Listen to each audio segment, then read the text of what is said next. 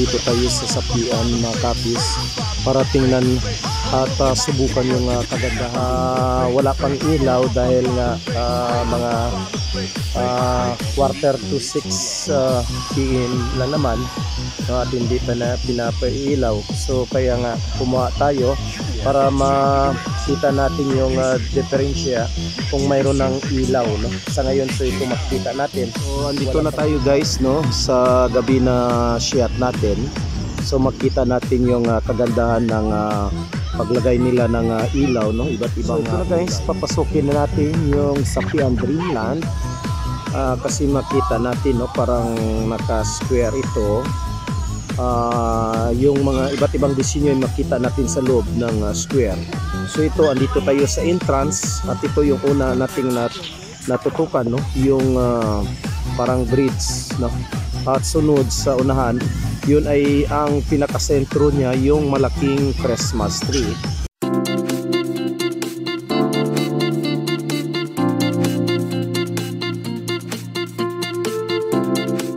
Dito tayo sa sapian na kapis para tingnan at subukan yung kagandahan dito na dapat makita natin personal yung Sapian Dreamland.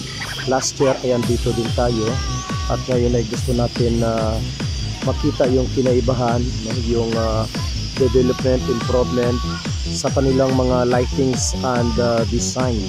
Dito lamang yan sa bayan ng Sapian, probinsya ng Capiz, no? Sa ngayon wala pang ilaw dahil nga mga quarter to 6 PM lang naman, no, at hindi pa na pinapailaw. So kaya nga kumuha tayo para makita natin yung diferensya kung mayroon ng ilaw, no? Sa ngayon so ito makita natin wala pang ilaw, hindi pa natin masaksihan yung mga lightings, kung ano yung kagandahan ng kanilang pag-arrange, paglagay.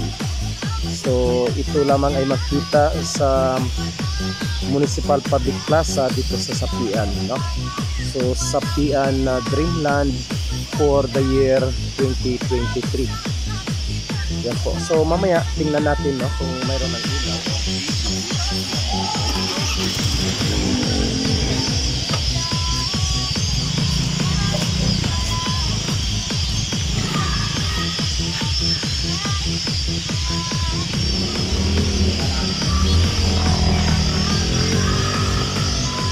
Andito na tayo guys, no, sa gabi na shot natin. So makita natin yung kagandahan ng paglagay nila ng ilaw, no, iba't ibang kulay. At yan, andito tayo sa entrance niya, no, pinaka-entrance niya na may pangalan na Sapian Dreamland. At sa ilalim ay mayroong nakalagay na Sapian Duta nga Dalamguhanon.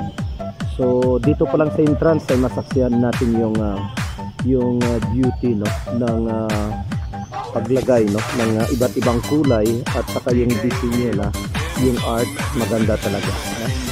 This is a sign of beauty. Yung art ay sinasabi nating beauty, no, ng isang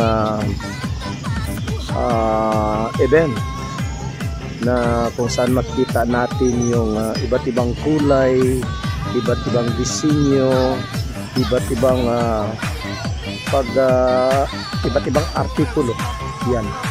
So sa entrance pa lang tayo dito sa Sapian Dreamland for the year 2023. So ito na guys, papasukin na natin yung Sapian Dreamland kasi makita natin, no, parang naka-square ito. Yung mga iba't ibang disenyo ay makita natin sa loob ng square. So ito, andito tayo sa entrance at ito yung una nating natutukan, no, yung parang bridge, no. At sunod sa unahan, yun ay ang pinakasentro niya, yung malaking Christmas tree na mayroong star sa itaas. Yan po. So sa ngayon makita natin, no, yung Christmas tree nila as compare last year, mataas ito at malaki. So yan, no, malaki talaga yung kinaibahan niya. So ito naman ay yung parang bridge niya, no, na maganda yung kulay, kulay pink, no, color pink. Yan po. parang bridge nga, no? Crossing bridge yan. Okay. Sa likuran ko yung asawa ko. Yan po. Okay. So yung sinasabi ko, yung kanina nasa sentro ay yung Christmas tree na malaki at mataas. Unang disenyo makita natin dito sa loob ng Sapian Dreamland ay yung parang bahay kubo, no? Bahay kubo na mayroong mga ilaw sa giliran, no?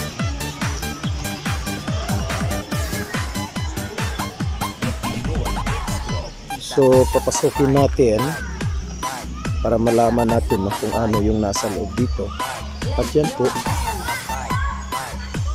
bahay kubo nga, no? So mayroong ilaw dito sa loob. Yan po. Okay, so pwede kayong makapag-date dito sa loob. Yan po. Okay, so pwede kasya dito mga 5 tao. Yan po.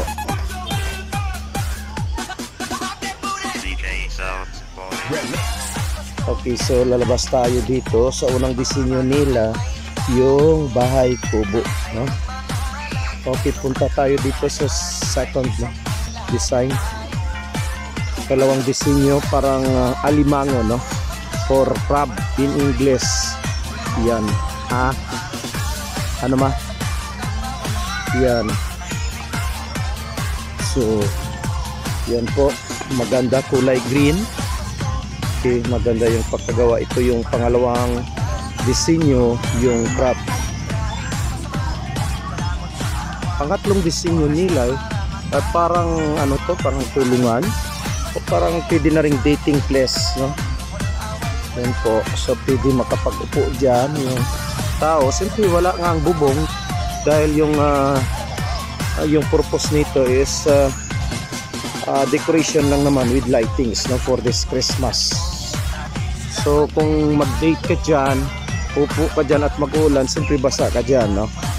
Pero yung kagandahan andyan. Okay. Yung pangapat na disenyo ay ito, no? Parang cup, no? Yan. Or mug.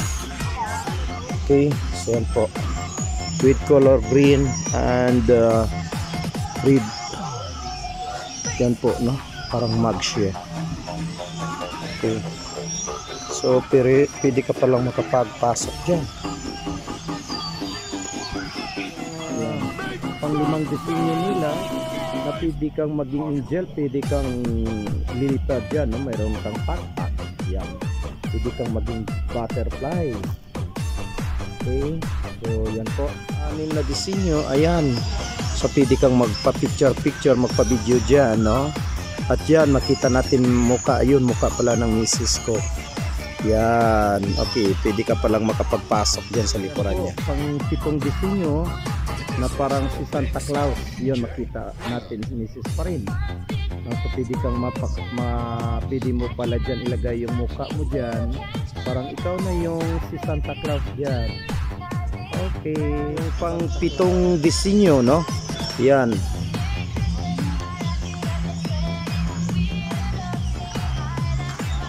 Yan, okay, maganda, no?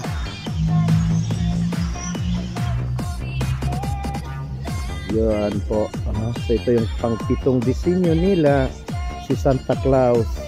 At mayroong parang pang-8 disenyo nila dito sa loob ng Sapian Dreamland, no? So parang may pinagkaiba talaga as compare last year, no? Pang-8 na disenyo nila, no? So maganda yung pagkagawa. Ayan, parang bulak siya, no? Maganda yung ilaw, color pink. Parang favorite color ko din minsan, pink. At yung promo girl natin dyan, promo ay yung misis ko na maganda. Base sa ating nakikita sa pag-count natin, orderly, no, pang siyam, ay masabi natin power ito, no? So yan po. Okay, so maganda yung pagkagawa, no, nila at maraming mga disenyo talaga as compare last year. Yan. Okay, pang 10 disenyo na parang masabi natin entrance gate at exit gate. Yan. Okay. So maganda yung pagkagawa na parang malapit talaga yung development. Ito naman ay pang 11 na disenyo, na pang 11 ang design. Yan po, parang tower. Okay. So yan, makita natin sa unahan yung ating promo girl, Mrs. ko. Yan. Okay. So balik tayo sa taas. Yan po. Ito naman ay pang 12 or the 12 design, no? Pang 12 disenyo.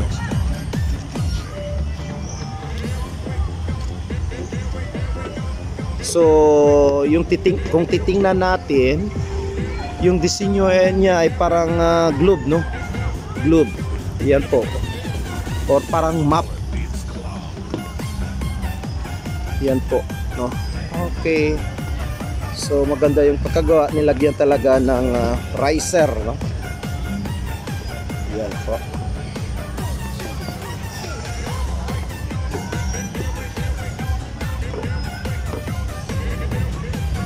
Okay. So pang 12 disenyo. Yan po. Okay.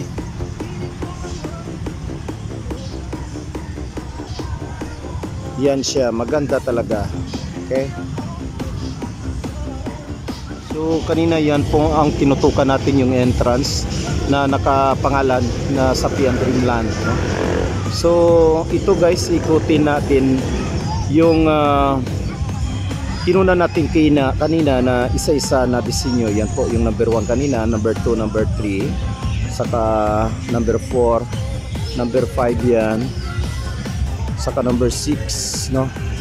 Andiyan yung number 7, number 8, number 9, number 10, number 11, at saka yun ang number 12, no?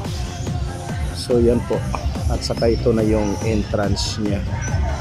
So babalikan natin, no?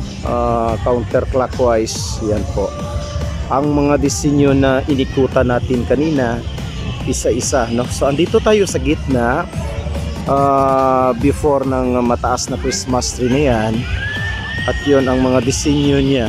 So andito pa rin yan sa sentro, pero yung tinatayuan natin ay yung pinakasentro niya talaga na crossing bridge. Yan po, at ito yung entrance kanina sa Sapian Dreamland. So yan po.